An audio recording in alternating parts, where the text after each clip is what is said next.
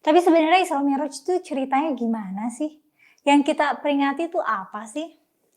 Peristiwa Isra Mi'raj ini terjadi pada bulan Rajab tahun 621 Masehi. Tahun Hijriahnya belum ada, masih tahun 0.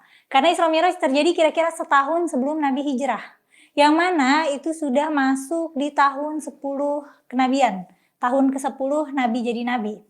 Di Quran, kisah ini diabadikan di surat Al-Isra ayat 1 yang bunyi potongan ayatnya Subhanalladzi asra bi'abdihi lailam minal masjidil haram ilal masjidil aqsal ladzi barakna haulahu. Maha suci Allah yang telah mengisrokan, memperjalankan Nabi di malam hari dari Masjidil Haram ke Masjidil Aqsa yang kami berkati. Isra itu artinya perjalanan Nabi dari Masjidil Haram di Mekah ke Masjidil Aqsa di Yerusalem. Sementara itu Mi'raj itu artinya perjalanan lanjutan dari Masjidil Aqsa ke langit ketujuh. Langit ketujuh sebutannya adalah Sidratul Muntaha. Sidratul Muntaha secara bahasa artinya pohon yang ada di langit paling atas ya. Sidr itu sejenis pohon. Nabi Muhammad melakukan perjalanan ke langit ketujuh, berangkat dari Mekah menuju langit ketujuh via Yerusalem, hanya memakan waktu kurang dari semalam. Ngomong-ngomong, jarak dari Masjid Haram ke Masjid Aqsa itu 1462 km. Jauh banget tuh. Dari Pandeglang ke Banyuwangi, ujung ke ujung Pulau Jawa, itu aja cuma 1100 km. Nabi bisa cepet banget travelingnya, soalnya beliau naik buruk. Seekor hewan yang mirip keledai, tapi bisa ngebut, bisa terbang. Nabi juga jalannya sendirian nih, sama malaikat sih. Maksudnya nggak ditemenin manusia lain. Dan perjalanan Isra Mi'raj ini nggak ada saksinya. Sebagai tambahan konteks, waktu itu Nabi juga nggak punya istri ya saat itu. Khadijah belum lama meninggal. Selain sedang berduka karena istrinya belum lama meninggal, di tahun yang sama Abu Thalib paman kesayangan Nabi juga belum lama meninggal. Sahabat Indonesia, mari kita lihat video Kumela Hakimah berikut ini yang dengan gamblang menjelaskan tentang Isra Mi'raj. Memang sih beberapa video Kumela Hakimah itu mengkritik tajam umat Islam. Bahkan terkadang ada yang berpikir bahwa dia hanya mengkritik Islam, seolah bahwa dia intinya adalah pembenci Islam. Tetapi saya tidak berada di ranah itu. Saya sering menonton videonya karena terkadang ada informasi-informasi baru yang kita dapatkan dari sana. Dan dalam video ini, Kumela Hakimah tidak mengkritik Isra Mi'raj itu, tetapi dia menjelaskannya secara datar. Seperti apa video selengkapnya? Mari kita lihat berikut ini. Halo, ketemu lagi sama aku Mela di Forbidden Questions, tempat kita mengeksplor pertanyaan tentang budaya dan agama. Episode kali ini aku pengen cerita peristiwa Isra Mi'raj nih. Detail cerita perjalanan Isra Mi'raj itu ada di riwayat-riwayat Nabi. Kalau di Quran cuma satu ayat itu tadi, Al-Isra ayat 1 tadi. Kisah yang panjangnya ada di Sahih Bukhari kitab permulaan penciptaan makhluk, bab tentang malaikat, dan ada juga di hadis Sahih Muslim nomor 234 kitab iman bab Isra. Kalau di syarah Muslim ada di nomor 162. Nah itu panjang banget, jadi kalau ditaruh di layar, riwayatnya kepanjangan dan kelamaan juga aku bacanya nanti. Kalau aku tampilin di layar bakalan kepenuhan. Jadi kalau mau cek sumber langsung bisa buka Sahih Muslim dan Sahih Bukhari ya. Aku ceritain singkatnya aja nih. Meskipun kita merayakan Isra Mi'raj tiap tanggal 27 Rajab, sebenarnya tanggal peristiwa Isra Mi'raj tuh nggak tahu kapan pastinya. Tapi yang jelas bulan Rajab. Jadi cerita gini. Pada suatu malam di bulan Rajab, Nabi lagi ada di sisi Ka'bah nih, lagi dalam keadaan antara tidur dan sadar. Kemudian beliau disamperin sama dua laki-laki bawa baskom yang terbuat dari emas, isinya iman dan hikmah. Hikmah itu pengetahuan dan kebijaksanaan ya. Terus orang itu belah badan Nabi dari dada ke perut, isi perutnya dicuci pakai air zam-zam, terus badan Nabi diisi dengan iman dan hikmah. Nggak tahu bentuknya gimana tuh iman dan hikmah. Karena yang kita tahu kan iman dan kebijaksanaan itu abstrak ya, bukan benda konkret. Habis itu beliau didatangi buruk. Buruk itu bentuknya kayak keledai tapi ukurannya lebih kecil dan warnanya putih. Buruk itu berasal dari kata bark yang artinya kilat. Sebenarnya di hadis-hadis sih penggambarannya nggak ada yang detail banget ya. Buruk itu penampakannya gimana. Nah meskipun dalam riwayat-riwayat nggak dijelaskan muka buruk itu gimana, tapi di karya-karya seni Persia, Near East, dan India mereka selalu menginterpretasikan penampakan buruk tuh wajahnya cantik gitu. Nah lanjut cerita, buruknya ini mendekati Nabi dan ngerendahin badannya gitu supaya Nabi bisa naik. Nah pas Nabi naik, jalan deh tuh ke Baitul Maqdis yang ada di Yerusalem. Spesifiknya Nabi menuju Masjid Aqsa yang letaknya ada di Baitul Maqdis. By the way, Baitul Maqdis itu literally artinya rumah suci ya. Waktu Isra Mi'raj yang terjadi, itu kan masih periode Mekah. Islam masih dikit nih pengikutnya. Dan dakwah Nabi tuh masih berpusat di kota Mekah aja. Nah kok ada masjid di Yerusalem? Ya karena Baitul Maqdis itu dulu bukan masjid secara eksklusif ya. Baitul Maqdis itu kawasan di sebuah kota lama Yerusalem yang memang merupakan pusat kegiatan spiritual gitu, kegiatan religius.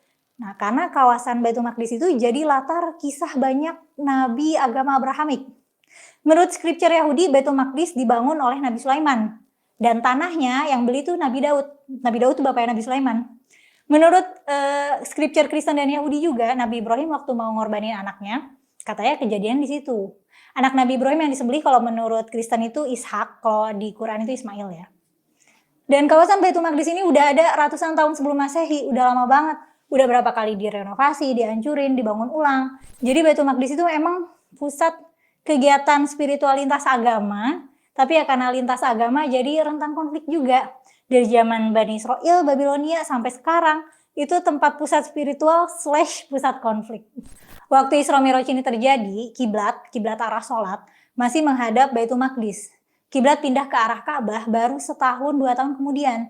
Jadi Baitul Maqdis juga ini emang tempat yang penting dan suci buat orang Islam ya. Lanjut cerita, sampailah Nabi di Masjid Aqsa, masjid yang ada di kawasan Baitul Maqdis tadi. Terus buruknya diikat di depan masjid. Ada tuh area di depan Masjid Aqsa yang ditandain katanya itu tempat buruk parkir. Katanya nabi-nabi terdahulu juga gitu, kalau parkir keledai di depan masjid diikat. Nah terus Nabi ke masjid, sholat sunnah 2 rakaat, terus ketemu sama Jibril. Ditawarin minum sama Jibril, mau minum susu atau arak gitu. Waktu itu masih periode Mekah kan ya, arak belum haram waktu itu. Hamar, arak itu baru diharamkan setelah hijrah di Madinah. Jadi waktu itu arak belum haram. Nah terus Nabi maunya susu. Terus Jibril komentar, oh kamu memilih fitrah gitu, memilih kesucian. Lalu sama Jibril diantar nih naik ke langit. Di langit ada pintu, pas mau masuk ada yang nanya, siapa gitu? Jibril. Sama siapa? Sama Muhammad. Muhammad Rasulullah gitu, Muhammad Rasul. Iya. Nah, ternyata di balik pintu itu ada Nabi Isa dan Nabi Yahya. Nabi Isa dan Nabi Yahya itu tinggal di satu zaman dan masih sepupu jauh. Nah, terus Nabi naik lagi ke atas, ada pintu lagi, ketemu Nabi Yusuf, naik lagi pintu lagi, ketemu Nabi Idris, terus ketemu Nabi Musa, terus ketemu Nabi Ibrahim. Ternyata nabi-nabi ini pada ada di langit. Dan banyak malaikat juga. Ada 70.000 malaikat di sana. Nggak tahu itu gimana ngitungnya, nggak ada sensus malaikat di langit kayaknya. Pas sampai di langit ke-7, ternyata di sana bentuknya tuh kayak kubah. Banyak pohon dan daun-daunnya besar kayak telinga gajah. Terus ada buah-buahan yang sebesar kendi gitu, sebesar tempayan. Nah terus ada 4 sungai di bawahnya. Pokoknya katanya indah banget, imajinasi manusia nggak akan bisa ngebayangin indahnya gimana. Saking terlalu indahnya. Terus ketemu deh Nabi sama Allah dan dititipin perintah untuk sholat 50 kali sehari. Yaudah tuh Nabi nurut. Nah pas mau perjalanan pulang turun, papasan lagi sama nabi-nabi yang tadi ketemu di pintu-pintu bawah. Terus disaranin untuk nego. Katanya nggak bakalan sanggup orang sholat 50 kali sehari. Long story short, hasil disaranin sama nabi-nabi lain, terus Nabi Muhammad nego jumlah berapa kali sholat, sampai akhirnya dapat di angka 5. Udah sampai di angka 5 pun Nabi Musa masih nyaranin untuk nego, tapi Nabi malu udah nego bolak-balik. Ya gitu deh, terus Nabi pulang. Nah masalah nih pas pulang, Nabi dakwah kan, cerita tentang perjalanannya dan nyampein perintah sholat itu. Tapi Nabi diketawain nih sama orang-orang yang gak percaya, yang kebanyakan dari kalangan kafir Quraisy. Nah terus kabar itu sampai ke Abu Bakar. Nah Abu Bakar itu tokoh senior, tokoh masyarakat yang dihormati lah ya. Nah pas kabarnya sampai di Abu Bakar menyatakan ke publik kalau dia tuh percaya sama peristiwa Isra Mi'raj ini. Nah terus yang lain juga jadi terinspirasi deh, wah Abu Bakar aja percaya gitu. Ya udah terus habis itu orang-orang nggak mempertanyakan lagi. Nah cerita sampingan tentang cerita Isra Mi'raj ini juga ada banyak. Ada riwayat Nabi itu cerita beliau melihat telaga Kausar di Sidratul Muntaha yang mana tepinya tuh terbuat dari rangkaian mutiara. Ada juga cerita ada riwayat Nabi yang ceritanya tuh Nabi waktu di langit ke-7 ketemu sama 2 malaikat yang ngajakin daki pohon. Ternyata di balik pohon itu ada kampung yang indah banget. Nah terus kata malaikat kampung itu buat orang-orang yang mati syahid. Ada juga cerita kalau malam itu beliau ketemu sekelompok malaikat yang menyarankan umat Islam untuk bekam. Ada riwayat lain lagi yang bilang Nabi itu sempat mampir ke neraka dan menyaksikan para perempuan pelacur dibakar. Nah, kisah Isra Mi'raj yang mistis, yang magical dan ajaib ini menginspirasi banyak karya-karya seni. Banyak seniman muslim yang mencoba mengilustrasikan peristiwa ini di berbagai budaya. Jadi banyak nih yang menggambarkan buruk. Ada versi Filipina, Malta, dan paling banyak sih karya seni abad 14 sampai 16, 17 lah ya, dengan gaya Persia dan gaya India. Nah dulu menggambar Nabi itu belum dilarang. Larangan menggambar Nabi itu baru dipopulerkan abad 17 sampai 19. Jadi jangan kaget kalau ada lukisan lama Nabi naik buruk. Nah setelah menggambar Nabi dilarang, baru deh tuh lukisan-lukisan Nabi yang sebelumnya udah ada banyak yang disensor, dihapus-hapus gitu mukanya. Di Indonesia ada festival Tabuik di Pariaman, Sumatera Barat. Nah ini sebenarnya tradisi Islam Syiah Indonesia untuk memperingati kematian Husain cucu Nabi. Di perayaannya itu ada monumennya nih, dan monumennya terinspirasi dari buruk. Penggambaran buruknya itu gaya seni dinasti Mughal India gitu, karena memang Syiah Pariaman ini kan masuknya dari sepoi India.